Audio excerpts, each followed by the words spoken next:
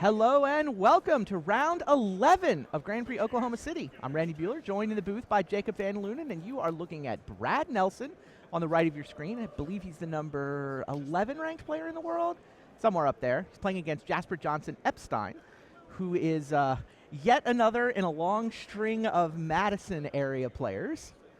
He's on burn, like he always is. Yeah, I actually did a deck tech with both of these guys. You did like 3 deck techs yesterday, and your guys have 4 losses between them? Is that right? Yeah, I've won 8-2 and 2 9-1s. Really crazy. Who's the 8-2? The 8-2 is Dan Ward. Oh, okay. On Hexproof. Bagels. I thought you're going to come up with even more ways we can pronounce that word. Everybody says boggles except my friends at Wizards who all say bogles. So they get to decide, so I say bogles. That's fair. Rift Bolt suspended by Jasper, and no interest in killing Dark Confidant. I think he sees Dark Confidant as an ally in his quest to just burn Brad for 20 as quickly as possible. Burn deck these days is not really mono red. You see the Eidolon coming down. Stomping Ground and Sacred Foundry show it's really a Naya deck from a mana-based point of view. Mostly red, but some players, not Jasper, some players will throw Wild Nacatl into this deck. A Tarkus Command, Lightning Tarkus Command Helix. has really pushed these burn strategies into a new realm of power level. Eidolon is really the big card for burn. When Burn picked up Eidolon, it went from being kind of a fringe deck that was okay in Modern to being a real threat. So in my deck tech with Brad, he actually said to me, I'm kind of sacrificing the red matchup. Ooh. That may be telling of how this is going to go for him.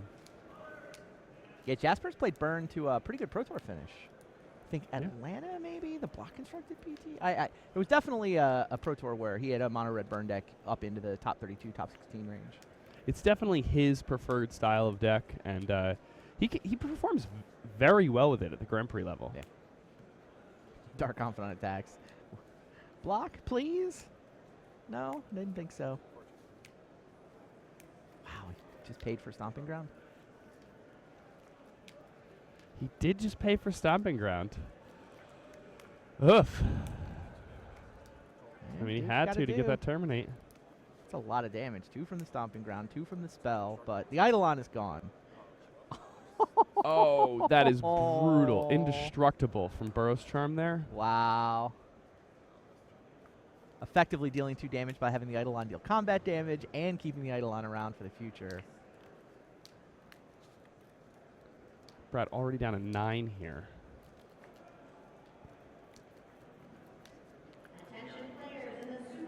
Now, why did Brad wait for Jasper's turn to terminate the Eidolon? His plan was terminate the Eidolon. What is he waiting for? Why let Jasper untap? Because if Jasper has a Swift Spear, then Jasper's going to take 2, and Brad is very clearly trying to just like go for the tempo play and win because Jasper's taking so much damage from his lands. Brad's like, oh, well, maybe if I just attack him and draw a couple bolts, I can just get there. Okay. So he's just trying to turn it into a race because if he tries to just, like stabilize against this red deck, then he's going to lose. So he just needs to race him. Do you think that Judgment Call's worth it? I think Swift so. Spear versus Boros Charm. I guess it's only Boros Charm that can punish him. Well, now he's not doing it. Yeah, that's interesting. I think that looked like a play of somebody who might. Oh, okay, he's going to follow up with Inquisition. Now that totally makes sense. Brutal. Brad at 7 takes a look at a solid 15 points of burn in his opponent's hand. Is this write them all down, remind myself what's in your graveyard, and then go to my sideboard for game 2? He Maybe gets to not. take a bolt.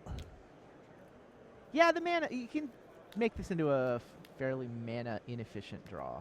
Most of those are 2 mana effects, and Jasper does only have the 2 lands. So Brad could actually get 3 turns out of this in theory. Tarmogoyf? Okay. Jasper's down to 9. He certainly took a couple Eidolon hits himself, and Dark Confidant's been chipping away. That Eidolon is an enchantment also, so that Tarmogoyf's a big boy. It is sorcery, instant, land, creature, enchantment. 5/6. Wow. So that's 7 power on Brad's side. That actually wins the race against all those burn spells.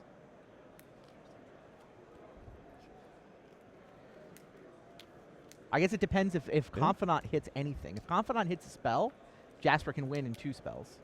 Yeah. If Confidant hits a land, But if Confidant hits a lightning bolt. yeah, then Brad wins it next turn. Yeah. Does Brad? We've only seen the 1 lightning bolt go into Brad's hand, right?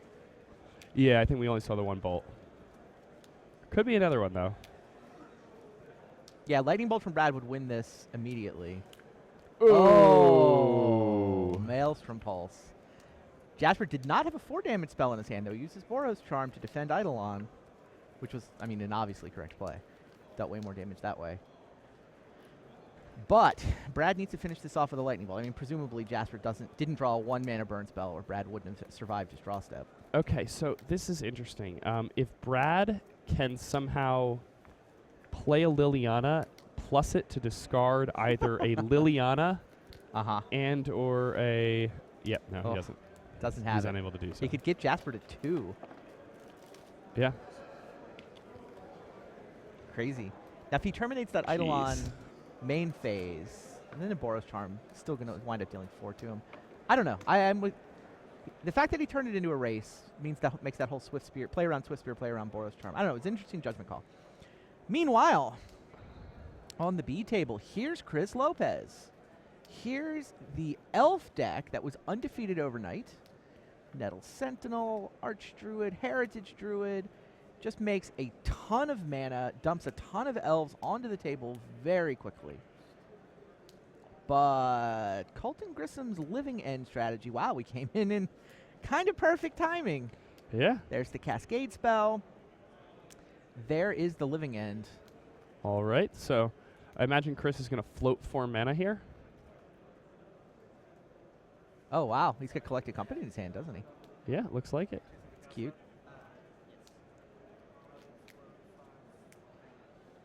Yeah, Heritage Druid lets him... Oh, float 5. Okay. I don't know what else he can do with the mana at instant speed other than Collected Company, but yes. Taps the Archdruid, taps the Llanowar Elf, floats a bunch of mana. Living End does its thing. Colton is... Are the life totals backwards? Is that what's going on? Seems like Colton should be the one who's low. I don't know how Chris would have taken 16 by now. Chris is going to cast this post-Living End Collected Company.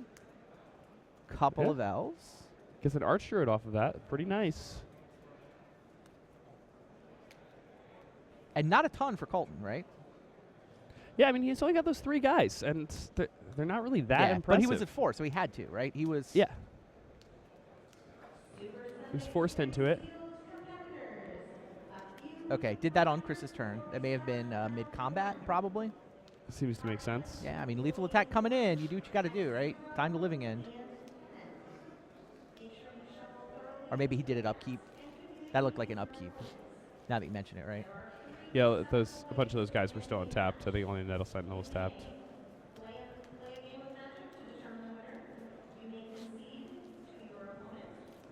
Can Chris Lopez finish off his Living End opponent?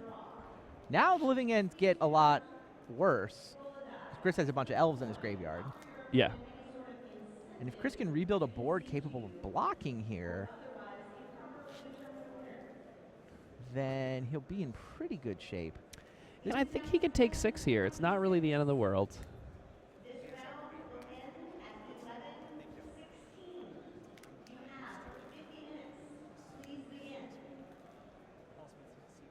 Yeah, Colton's leaving the Architects on defense. Chris is going to take 6.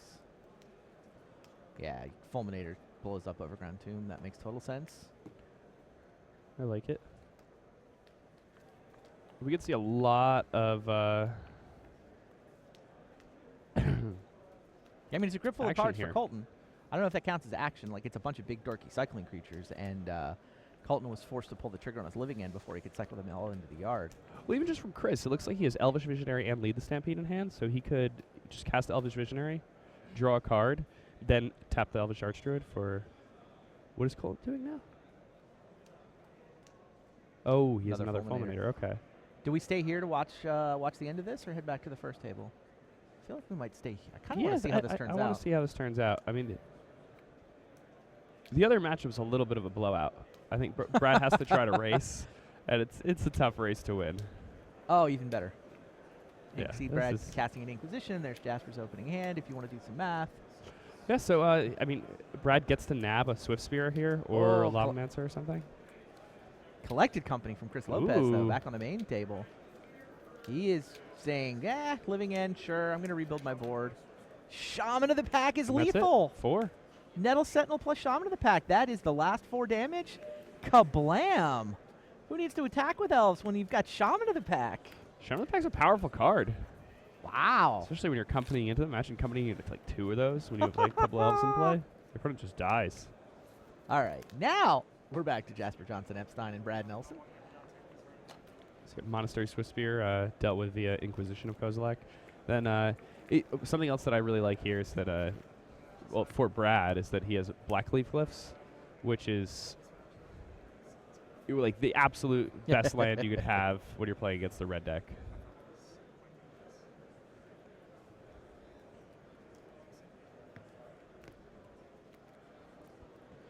Or Brad with a choice here between Bolt and Burrow's Charm.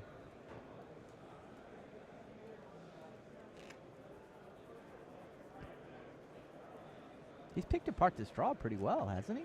Yeah, I mean, he's basically got Jasper down to a Lavamancer. And like 7 points of burn or 6 points of burn? Yeah. 7 or 6, depending on how he chooses to shake things out.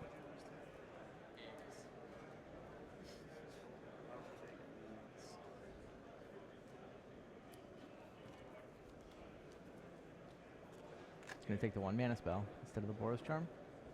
Yeah, and I mean, Bolt can also like target his guys. You know, like he may like want to stick a Scavenging Ooze on the following turn and then play a green source and then remove the Swift Spear, Sure. gain a life, and have a 3/3 in play that might force Jasper to just tap all 3 of his mana to Rift Bolt it main phase.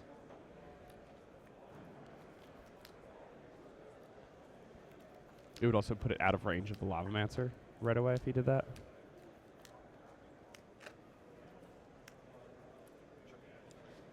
Lavamancer's getting in there. Yeah, doing the old-fashioned style of attacking. Ooh, that looks like a duress there for Brad.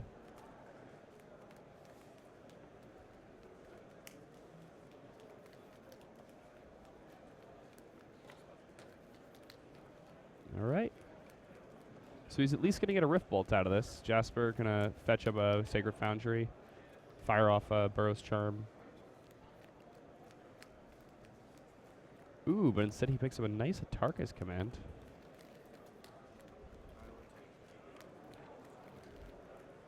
One duress in Brad's sideboard. Yeah, it's actually so that the numbers work out for the red matchup. Yeah. Yeah, because he has so many cards that he needs to take out that he didn't have enough cards to bring in, so the 1 Thoughtseize in his board became a duress. Well, there's also a Thoughtseize in his board. Yeah, well, there were 2-0. yeah, there are 2 in his main deck, so he had 2 in the board, and one of them became a duress.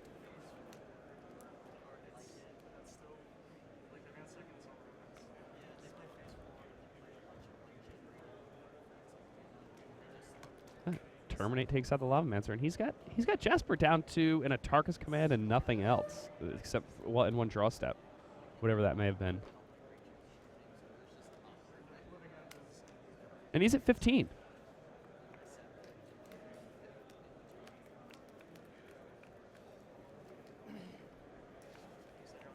Gotta like his chances here.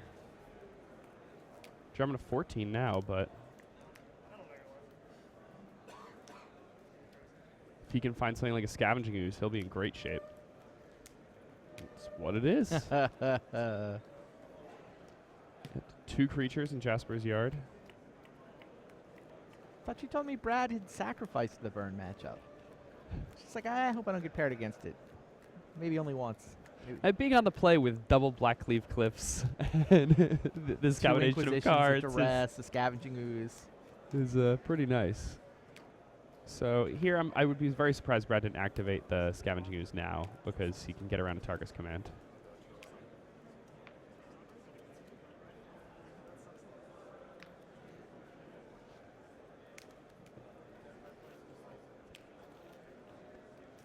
And Jasper deals himself quite a bit of damage. Like, this red deck is capable to race if you have a reasonably aggressive draw.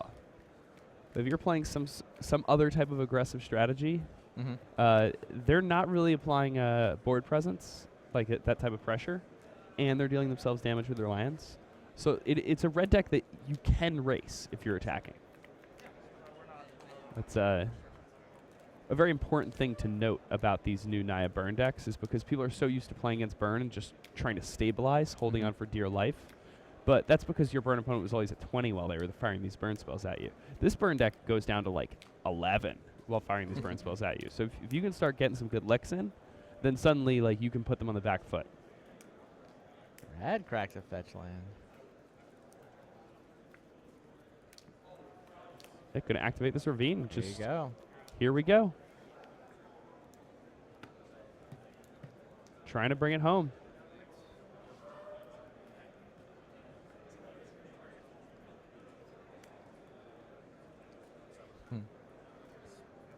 Skullcrack going to put Brad down to 7 here. The defensive lightning bolt. Wow. He still has an Atarka's Command in his hand, right? Yeah. Could, in theory, have gotten Brad to 1 with his hand. If he top decked a 4 yeah, but Brad damage had lethal damage on the board was the issue. Yeah. Like you said, defensive lightning bolt on the scavenging ooze. All right. Is it a Burrow's Charm? It's not a Burrow's Charm. Oh, it's a Path to Exile. Now, Boros That's Charm not one still that Brad wins it. expected. Huh. And Jasper probably gets a couple draw steps now to try to find those last 4. Lightning Bolt from Brad would win it.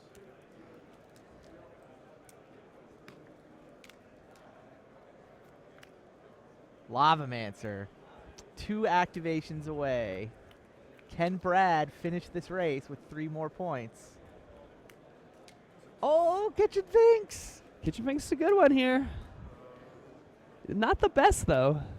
Does not match up very well against Lavamancer, that's for sure. It distracts the Lavamancer? Yep. Oh, Boros Charm off the top, and the last 2 points from Grim Lavamancer. Jasper Epstein Johnson wins the race just barely. Oh, that look is priceless. He got away with one there. Shakes his head.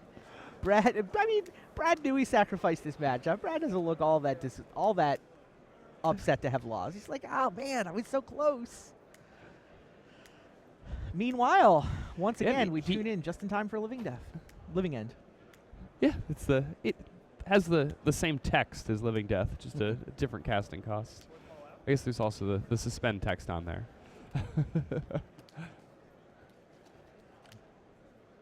Don't know. It's probably not 19 to 19. I believe 19 is Chris Lopez's life total. That could be 19 to 19. Just fetch land sacrificed for Colton, and then. But why would you pull the trigger on Demonic Dread? Is he just out of stuff in hand and wants to? He's killing these elves as like mana denial? Yeah, I mean, I guess Chris has missed some land drops. Oh, yeah. Okay. Wow, he's down to 4 cards in his library?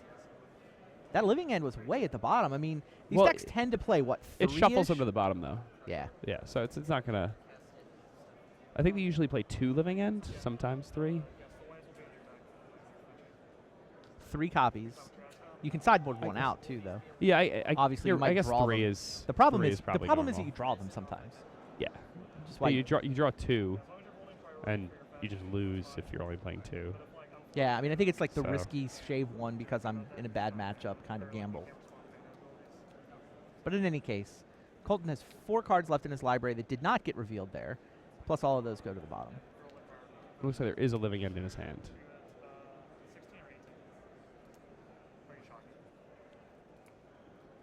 But yeah, I mean, just looking at the board, looks like Horizon Canopy got nailed by Fulminator Mage.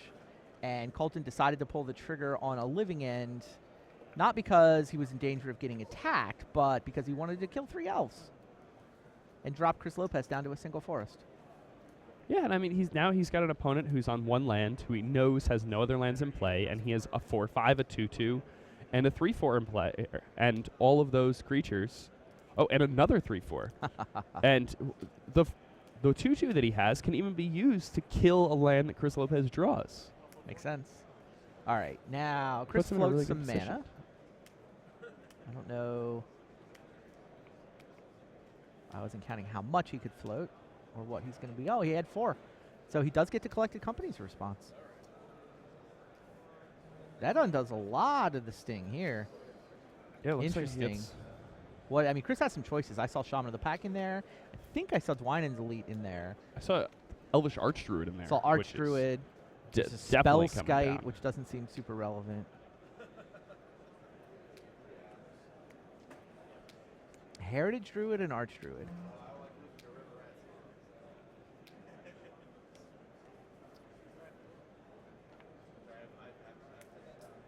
Yeah, discarding Llanowar Elf. Or no, Llanowar Elf's what died to the Living End. Ah, need more coffee. Yeah, so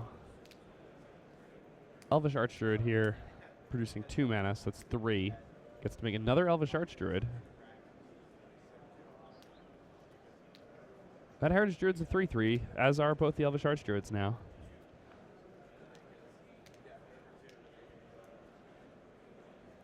We're going to see both 3/4s and the 4/5 get in here.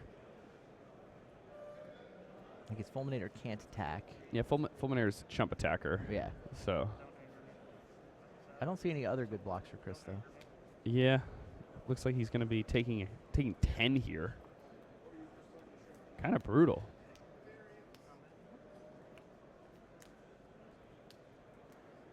I don't think he can afford to double block, right? I mean, he could double block and trade. Yeah, there's no way. Just take the 10. Try to build your board next turn now that you've got more mana. Colton is cycling.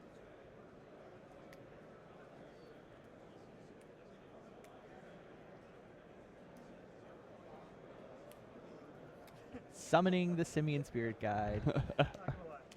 Makes sense. It's yeah, like I mean, a very relevant. Work. Adding a 2/2 to this board, you're trying to swarm past the elf player before he can set up. Do you see another Collected Company in Chris Lopez's hand, though? I think I saw Azuri as well. I also saw Azuri. He might be able to win the game out of nowhere in the next few turns. He has a land here in hand now. Is it?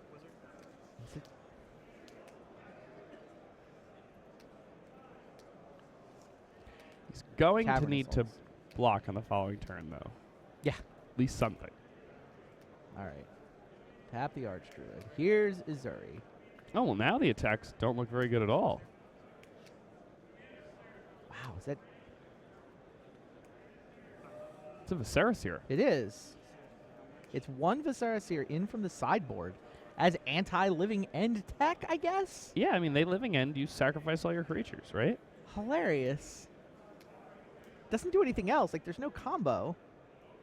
No, there is a combo. He has his sideboard is a Visceraseer, 2 Maliras, and 2 Kitchen Finks. He sideboards the Malira combo. Oh, and then you can just company into it. Hilarious. I love it. That's bizarre.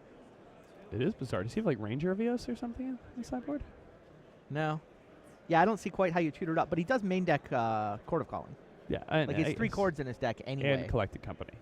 Okay. And the Lead the Stampedes Collected Company do work isn't too. exactly ideal for getting up 1 and 2 ofs. I mean, sometimes. Court of Calling is how you go get your 1 of Visceraseer. Visceraseer? Keep imagining it as a giant flying Gorgon.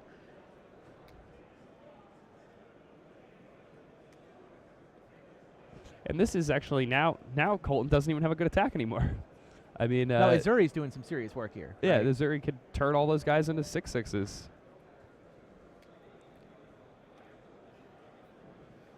Chris has this game. Yeah. I don't living end from 1 land, no creatures. He did have 4 mana. He was able to respond to float mana through the resolution of Living End so that he could play Collected Company. And that was his route to victory in both games here. True. So if you are playing a Collected Company deck and you cannot beat Living End, perhaps you should start trying to leave open mana for your Collected Companies so you can float and cast Collected Company, because we've seen here that leads to some victories, some unlikely Yeah, victories. you thought even. this was going to be a bad matchup for I Chris. did. Both games, Colton has implemented his basic game plan. He's put some guys in the yard. He's resolved a living end, and it's not going to work. Yeah, I never seem to play against Living End online. I know it's out there. Sure. I appreciate that it's doing what it's doing, but Yeah, I mean, it may I never look, seem to play against it. and to be clear, it may look like Colton has the bigger creatures on this board, but Azuri, the Renegade leader, for 5 mana can give everything on Chris's side +3/+3 and trample. It's essentially got an overrun ability built in as an activated ability. And that works just as well on defense as it does on offense.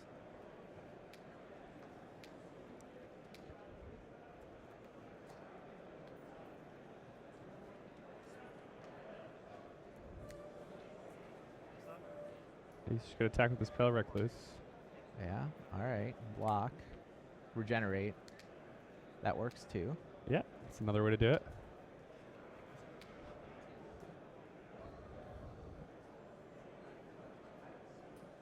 Might even be the better way to do it if you don't want to kill the Pale Recluse out of fear of a living end resolving. Yeah, or if he could have something like Chord of Calling in his hand, or he'd even cast another Collecting Company right now. But all Colton has is Summon Zimian's Spirit Guide. Well, he does. Yeah, have something. okay, Oh. he had the Collected Company. That's what he's going to use the other mana for. And Colton Grissom has seen enough. He was probably dead to just the overrun effect. Maybe he had enough toughness to not take 15. I would at least make sure my opponent hit 2 guys, because it's only lethal if he hits 2 guys. He has to hit 2. With the overrun? Well, with the even with the overrun, with the. He was so dead. He could overrun twice. But then he has like no attackers, and there's a big blocking force on the other end of the table there. He was dead. I mean, he was losing. He was definitely losing, but I don't think he was dead that turn. I think Unless, well, I mean, he's dead that turn most, like 90% of the time. I think you're giving Colton more credit for more toughness than he actually had in play. In any case, Chris wins. Elves goes to 10-1, and guess what we have on our turbo match? The last 2 undefeateds in the tournament. There are exactly 2 players sitting on 10-0. They are Matthew Dugan and Trip Brister. Affinity on the right for Trip, and Scape Shift on the left for Matthew Dugan. One of these guys will be 11-0. One of these guys will be sitting all by themselves in first place with 4 rounds to go. Dan Ward was trying to convince me to play Scape Shift with Fog. Just Fog. Fog. Good old-fashioned. He's like, how often when you play Scape Shift is your cryptic command Fog, draw a card? And I was like, about 80% of the time. He's like, exactly. Scape Shift has done all right in modern Grand Prix. Wow, so Etch Champion, Response, Lightning Bolt, Arcbound Ravager died before it could drop its counters onto the champion.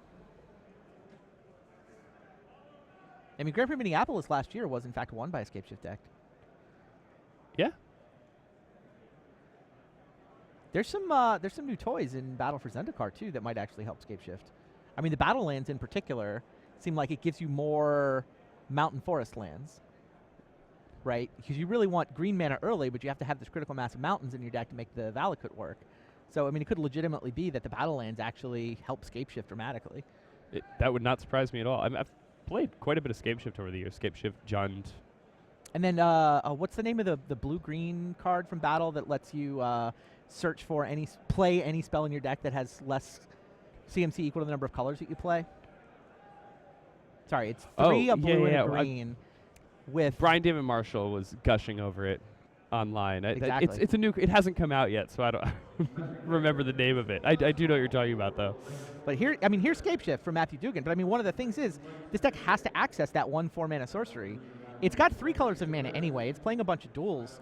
It wouldn't be crazy to put a 4th color into this and just play the new spell as Scape Shift's number like 5 and 6. Just 5 mana sorcery. Go get a Scape Shift out of my deck and cast it.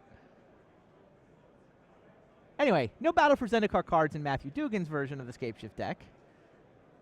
But he still manages to Scape Shift, just like Scape Shift's been doing for years.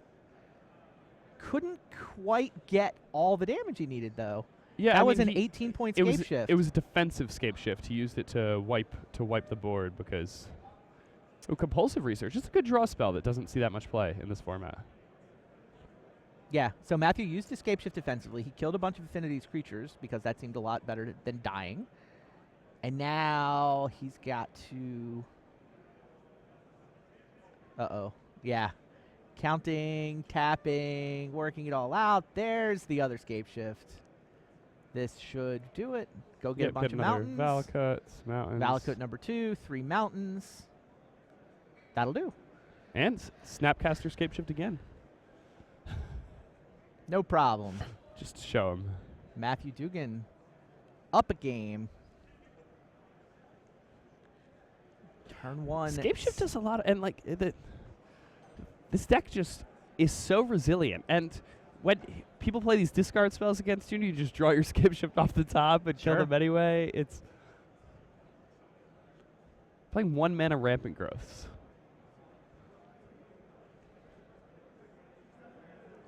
The control matchups are great because you have more mana than your opponent. Yeah, I mean, you are essentially a control deck. Yeah. You're not trying to take control of the game forever. You're just trying to take the control of the game long enough to build up to 7-8 mana and resolve your game-winning spell.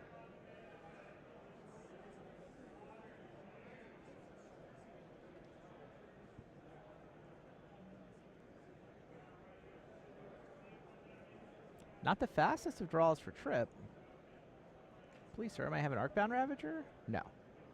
And here's another Ancient Grudge for your trouble, too. Spell But Spell Pierce. Pierce countered Ancient Grudge. Interesting out of Affinity. You'll occasionally see 1 or 2 of those on the board of that deck. It's been a little while since I've seen that, though.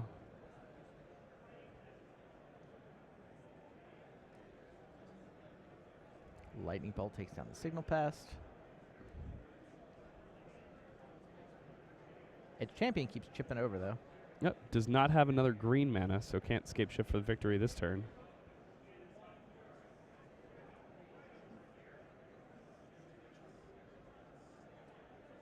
Yep. Has it, and that's it. Wow. Scape shift. Scape Shift. That Matthew Dugan and Scape Shift are your last undefeated deck, the only 11-0 in the field. Shows Trip that he had Fracture and Gust in his deck. Just to make sure. Meanwhile, we got another match for you. Ooh, wow. Jerry Thompson on the the Grixis mid-range deck that has taken over Magic Online, but not proven to be a huge force here at this Grand Prix so far. Yeah, so few people played it at the Grand Prix, which is quite surprising. I mean, it had a decent showing here. It has a decent showing here on day 2.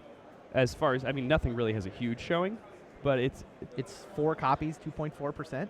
Yeah, I mean, that's for what that's worth. That's what, like top 15 decks? Yeah, that's in 13. Out of like 40. And then Grixis Delver's another 3 copies. But Yeah, that's kind of similar. So, but the thing about this Grixis deck, I mean, it really is the most like consistent winner on Magic Online right now. If you look at the numbers, if you look at what decks have like the highest matchment percentages, every week I'm sifting through all the daily results. I even get a bunch of like 8-man results and stuff that it gets sent to me. And this Grixis deck is really the deck to beat in Modern right now. This is the reason people are switching to Terminates. This is the reason people are doing all these things. And on Magic Online. On Magic Online, exactly. This weekend, so few people even showed up with it. Jerry Thompson says, I'm going to be the bad man. I'm end boss. That's me. Is he the bad man, or he's the guy with the latest tech? I mean, the real-world Modern metagame just feels like it moves slower. I mean, Amulet Bloom is still defining the real-world Modern metagame in a lot of ways, right? I guess breaks that's out true. at the Pro Tour. Tom Martell wins the WMCQ with it last weekend. That's true. I think everybody who's coming to this GP was looking at the WMCQ more than they were looking at random Magic Online daily events. You're right. Martell said Amulet Bloom is the deck to play, so not a ton of Amulet Bloom here. I mean, I think it's kind of scary to go play the deck that won the last event, so not that many people played Amulet Bloom. I think people were thinking about how they were going to beat Amulet Bloom. It's 4 copies here in day 2, including Jacob, who's sitting on 9-1 and about to play game 3 against Jerry Thompson, but not with that draw. Mulligan for Jacob Nagro. Is that a Rise Fall in Jerry's hand? I don't know. You tell me. You're the Grixis mid-range expert. I mean, that's not a card you see in Grixis mid-range very often. So Rise Fall is a really exciting card. It's from Dissension. It's a split card. Let me see if There's one Rise Fall in Jerry's sideboard. Okay, so Rise Fall, it's a split card. The one side is blue-black, and it's return target creature to its owner's hand and raise dead. And the other side is red-black, and it's a Hymn to Turok, but if it hits lands, they don't have to discard them. Interesting. But they reveal 2 cards at random and discard non-lands revealed that way. Amulet Bloom, heading down. It's a deck that has to mulligan more than your average deck. Gotta get kind of the right combination of stuff. Vandal Blast. A nice 1-mana artifact removal spell Jerry's playing. 4 copies of Jace Vryn's Prodigy in this Grixis deck, too. I mean, you talk about... That's, one thing Magic Online is great at, I think, is figuring out where to use the new cards. A lot of people are willing to experiment with the new cards, and then a lot of people are sort of looking at the lists of what's done well and copying that and iterating from there, so... Some really interesting stuff here in Jerry's deck. Including Pia and Kieran Nalaar. Yeah, I actually played against that cards? this week on Magic Online out of a Grixis control deck. And was like, what is this person doing? Maybe it was Jerry. I just didn't know. To Culligan's Command. Oh, there's a Rise Fall main in addition to a Rise Fall in the sideboard. 2 copies in the 75. It's a powerful spell. I mean, that's a big effect. Sure. Your opponent misses a land drop, you can just hymn them. Jacob down to 4 cards now? That doesn't bode well for him, especially considering that Jerry has a Vandal Blast in hand. Keeping 4. And one of them's going to be... That is, keeping 3, perhaps. Ancient Stirrings is the only choice.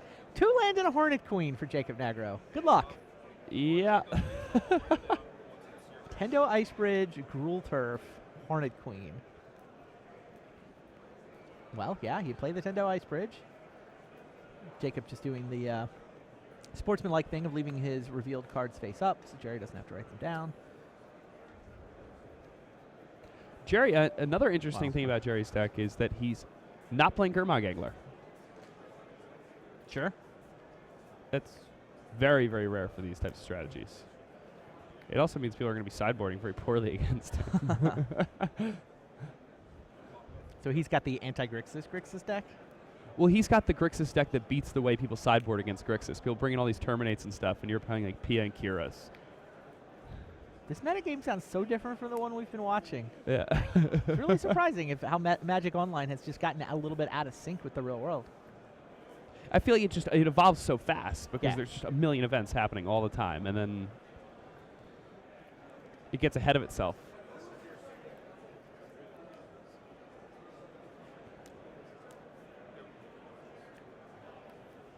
Does have Tassiger, though. I mean, that one's a little too good to not play.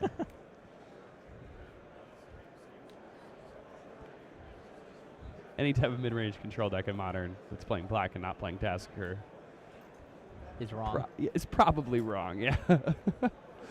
It lets you start double spelling so early. It's just so strong. Gruul Turf is kind of a 2-for-1. True. Jace Vryn's Prodigy making a Modern appearance. Card's good.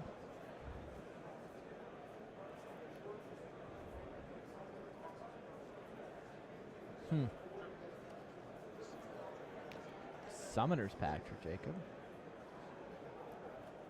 Yeah, which currently cannot be paid for. That's what I was counting up. Okay. He must have a bounce land in hand? He must. Yeah, there's Azusa. Okay, yeah, there's the Growth Chamber. 2 bounce lands in hand. Wow. Oh, wow. So nothing but bounce lands. And each of those are basically 2-for-1s. Each bounce land you draw. Sure, he's up to 6 now, so he's got Primeval Titan mana. Yeah, he has Hornet Queen on the following turn. Good point. Jerry has good old-fashioned mana leak in his hand, but Jacob doesn't know that. Probably feeling pretty good about himself. Yeah. I would be. From that draw, that mulligan to 4, and then, Inquisition, 3-card keep, and you're still going to play Hornet Queen on turn 4? Yeah, that's kind of good. His draw steps were Azusa, bounce land, bounce land. Oh, in the Summoner's Pact, 4 draw steps.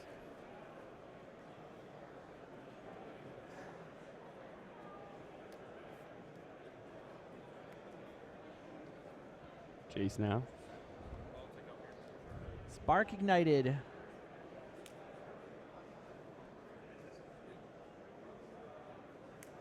Tassiger can come down for 1 mana. Leaving up Mana Leak.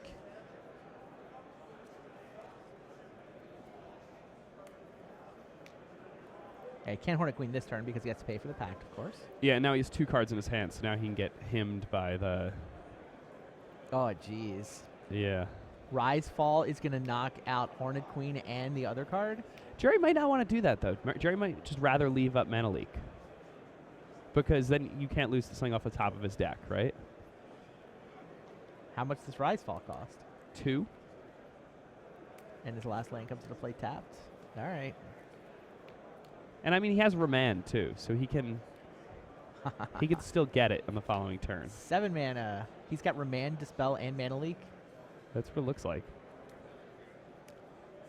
Just goes for the Mana Leak. Just, I know I want to stop Hornet Queen. So now he doesn't get him. Boo.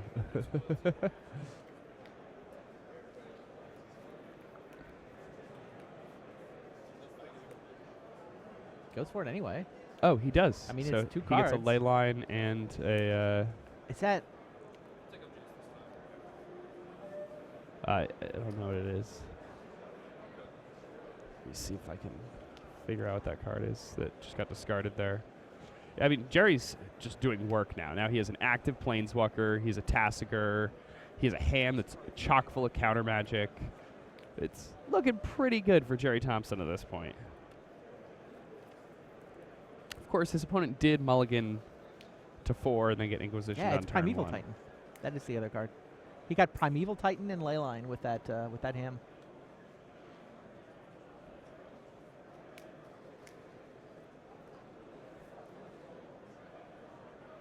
Attention players, we are still set up for the legacy. We're turning 2 more people. We're at 98 people. What a ridiculous Rise Fall. Yeah. It's like, I think one of my favorite parts about Jerry Thompson is that Jerry Thompson finds the cards in a format that nobody's playing that are so good. Like, Rise Fall is, think about how many times we've just seen people, like, not play a land on their turn because they don't have a land drop and have, like, 2 or 3 cards in their hand. Him to Turok is a powerful, powerful effect. And the fact that you can also just use it as an unsummoned Raise Dead. Sure. That's also a powerful effect, especially when you're playing, like, 2-mana Planeswalkers. Like, He's Jerry, basically just scouring Gatherer looking for more Kolaghan's Command type cards. yeah, I have a playset of Risefall at home, which I'm very happy I have. I've thought about that card in the past, and I've been like, no, it's just not the right time. Right now is the right time. Jerry thought of it. Crazy. Jerry's a smart guy. Yeah, and this is the year he can get back on the Pro Tour, right? He went inside R&D, went to Wizard School, I've heard you call it. Yeah. He is qualified for the next Pro Tour. All right, flashes back to Risefall, but it's a land in hand for Jacob, so Risefall doesn't do anything. Yeah, I worked with Jerry for PT Dublin, Pro Tour Theros. And right before he went inside? Yeah, he really didn't have his heart in it, and I couldn't, nobody could figure out why. We're like, geez, Jerry's not like testing that much at all. Like, normally he's so gung-ho about everything. And then like about a week before, he's like, we're going to Wizard School, boys. And now he's finally allowed to go for it again and making it count already.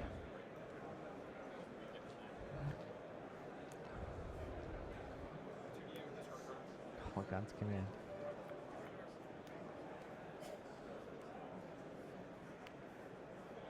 When his opponent discard a card.